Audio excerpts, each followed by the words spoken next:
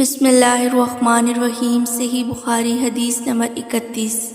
Chapter number 2، ایمان کا بیان۔ سند حدیث اور حدیث مبارکہ صلی اللہ علیہ وسلم۔ ہم سے سلیمان بن حرب نے بیان کیا، کہا ہم سے شعبہ نے بیان کیا، انہوں نے اسے واصل احدب سے،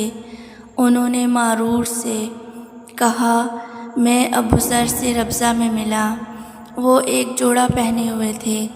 اور ان کا غلام بھی جوڑا پہنے ہوئے تھا۔ میں نے اس کا سبب دریافت کیا تو کہنے لگے کہ میں نے ایک شخص یعنی غلام کو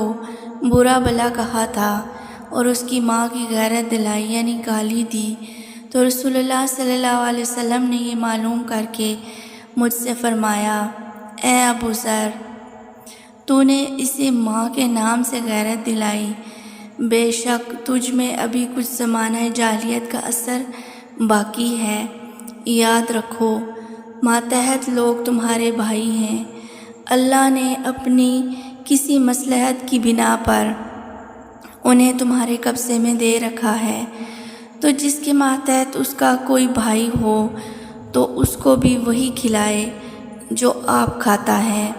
اور وہی کپڑا اسے پہنائے جو آپ پہنتا ہے،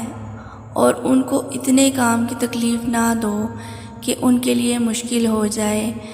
اور اگر کوئی سخت کام ڈالو تو تم خود بھی ان کی مدد کرو۔